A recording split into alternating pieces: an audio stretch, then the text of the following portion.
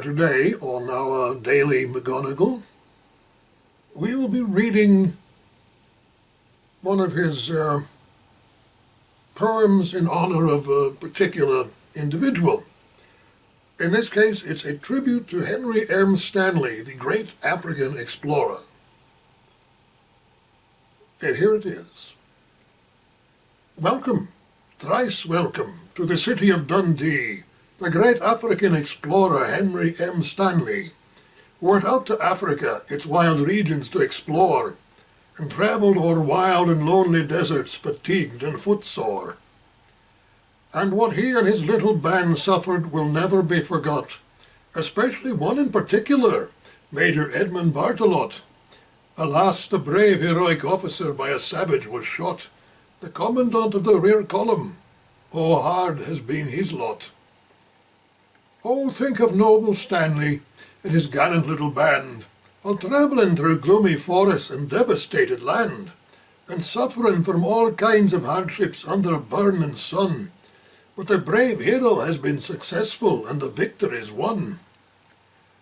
While in Africa he saw many wonderful sights, and was engaged, no doubt, in many savage fights. But the wise Creator was with him all along, and now he's home again to us, I hope quite strong. And during his travels in Africa, he made strange discoveries.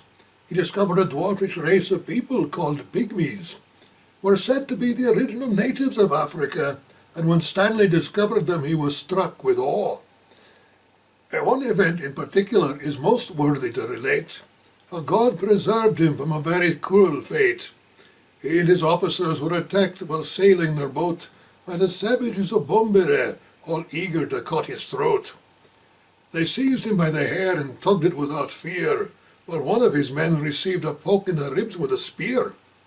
But Stanley, having presence of mind, instantly contrives to cry to his men, "Shove off the boat and save your lives."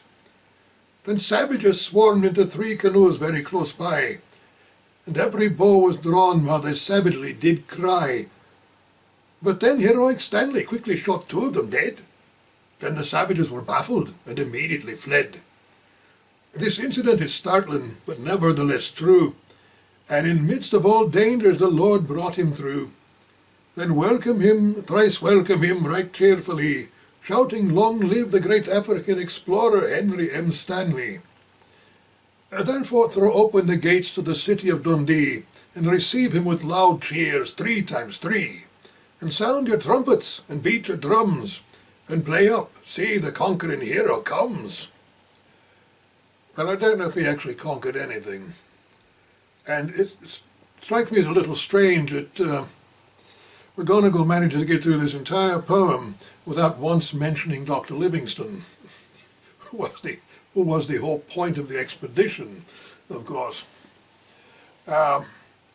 Of course, this is a poem of its time. It's certainly not of our time, and it's rather, obviously, it likes colonialism. We don't anymore. Grown out of that. At least we hope we have. But that's what we have for today. Tomorrow we'll find something else.